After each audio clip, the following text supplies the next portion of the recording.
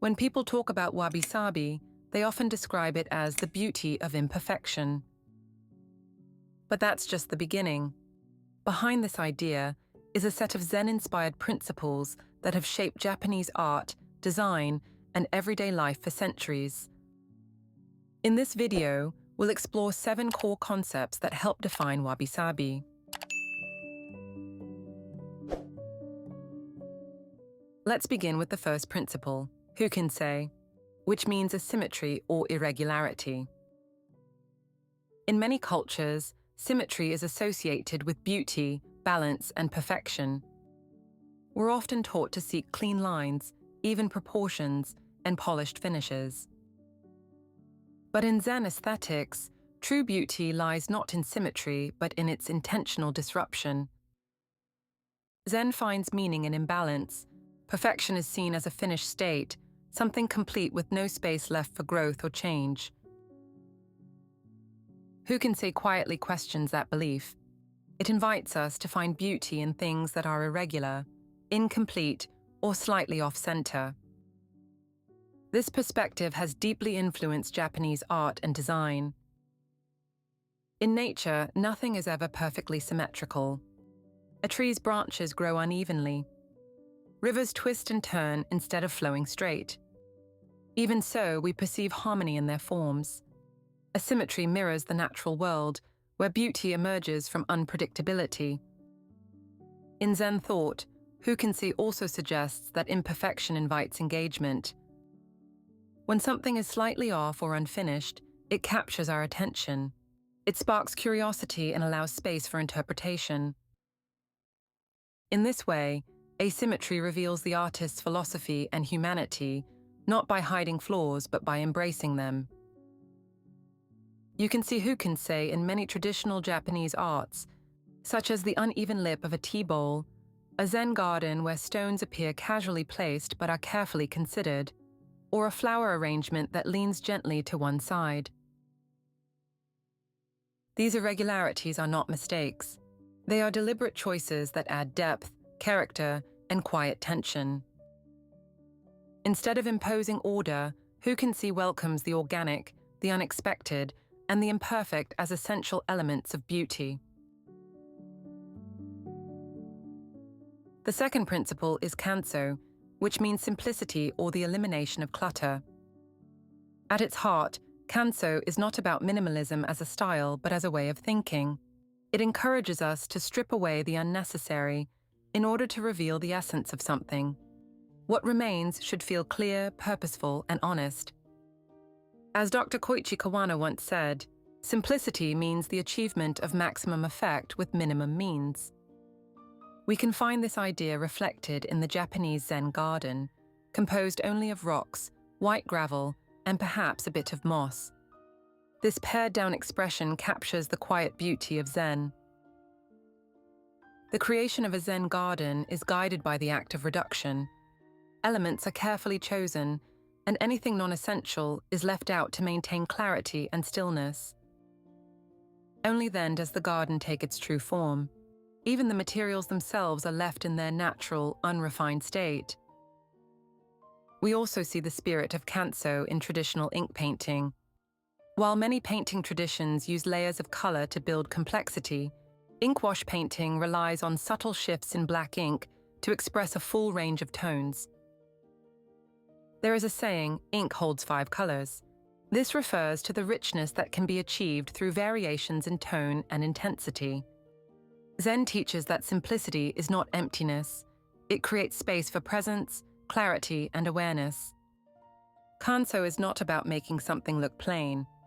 It is about removing distraction so that the true nature of a thing can be felt more deeply.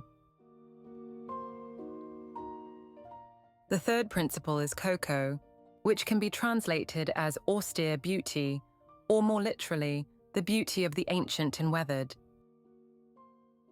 The word combines the ideas of reflection and age. It expresses a deep appreciation for things that carry the quiet dignity of time. Kōko values organic materials, imperfect forms, and rustic textures. It helps us see the quiet beauty in things shaped by time and use. In Japanese aesthetics, beauty is not always found in what is new or flawless. Often, it reveals itself in what has aged with grace. A cracked tea bowl, a worn wooden post, or faded ink on paper, these aren't seen as broken. They are cherished for their depth, their memory, and their quiet strength. Kōko is also connected to restraint and modesty. Nothing needs to be added to what already holds presence. Its beauty is inward, subtle, and contemplative. This principle reminds us that aging is not decay, it is transformation. It asks us to honor what endures, and to see time not as something to be feared, but as something that enriches. Kōko invites us to notice the richness in what has lasted. It's a kind of beauty we only see when we slow down. The fourth principle is Shizen, which means naturalness or the absence of pretense. At its core, Shizen values things that feel organic, effortless, and unforced. It shows that beauty is strongest when things are left simple and allowed to be as they are. In Japanese aesthetics, Shizen does not mean wild or untamed. It points to a natural quality that comes from balance and intention, a kind of beauty that feels calm, genuine, and quietly harmonious. You can see Shizen in the way a flower leans toward the light, or in a handmade object that carries the imprint of its maker's touch. It also appears in traditional architecture, where buildings are designed to blend with their surroundings, rather than stand apart from them. In Zen practice, Shizen reflects the idea that the most meaningful expressions often come from letting go of control. Instead of trying to perfect every detail, we allow things to unfold in their own rhythm. Shizen teaches us that authenticity is more powerful than perfection. It invites us to step back, loosen our grip, and trust in the quiet beauty of things simply being as they are.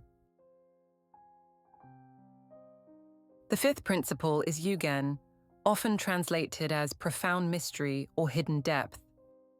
Originally, the term described subtle and profound states of philosophical insight or Buddhist awakening. Over time, in Japan, it evolved into an aesthetic concept.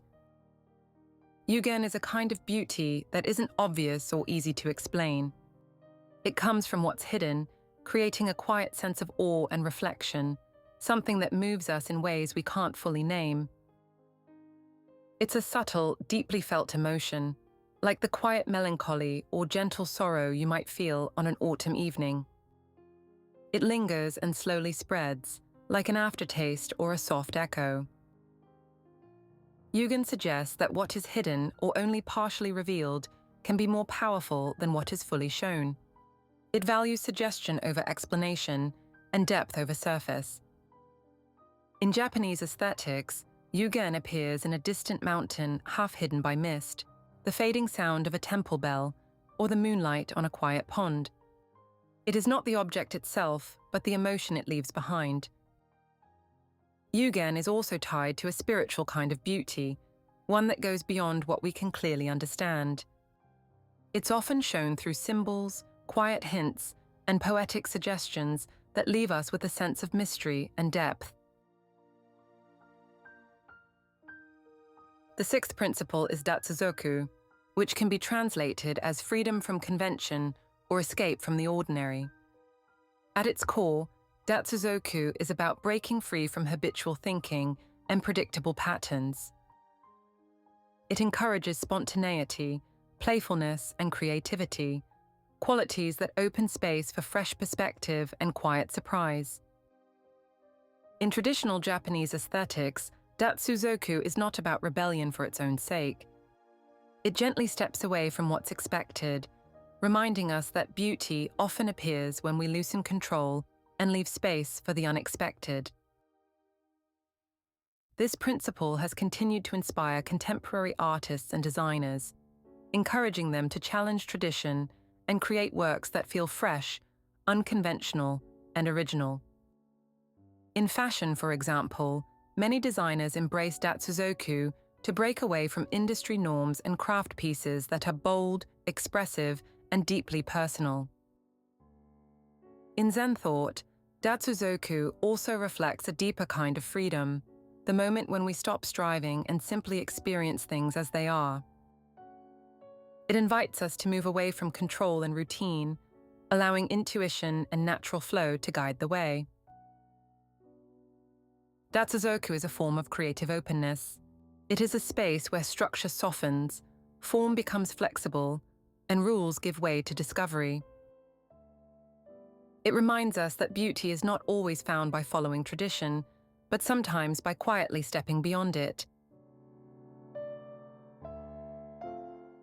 The seventh and final principle is Seijaku, which can be translated as stillness, tranquility, or inner silence. It refers to finding a sense of calm amidst the noise and chaos of life.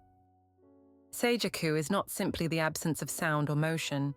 It is a state of quiet alertness, an inner calm that holds energy rather than emptiness. In Zen, Seijaku is not just a peaceful mood. It is the spacious awareness cultivated in meditation, the silence in which thoughts settle and clarity emerges. It is the presence that allows us to move through life with calm precision and quiet attention. Unlike Ma, which describes the space between things, Seijaku is more inward. It is not about external intervals, but about the atmosphere of peace that allows meaning to arise. Like the stillness of meditation, where silence is not empty but full of presence. Seijaku is closely associated with the beauty of simplicity, silence, and solitude.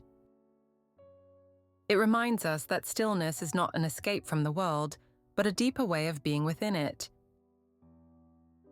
In a world filled with noise, distraction, and speed, choosing stillness becomes a quiet form of resistance.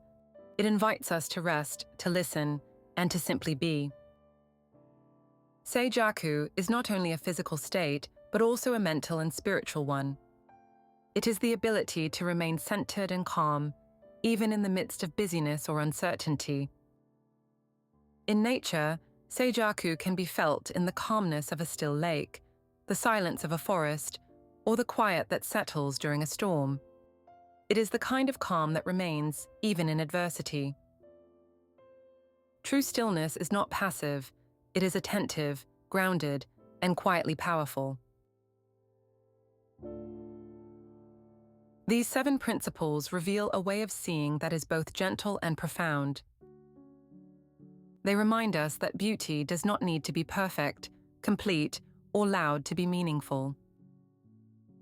Wabi Sabi is not something to be solved or fully understood. It is something to be felt, practiced, and lived. And perhaps, in learning to see the world through these principles, we also begin to return to ourselves. Which of these principles speaks to you the most? I'd love to hear your thoughts in the comments. Thank you for watching. If you enjoyed this video, don't forget to like, comment, and subscribe.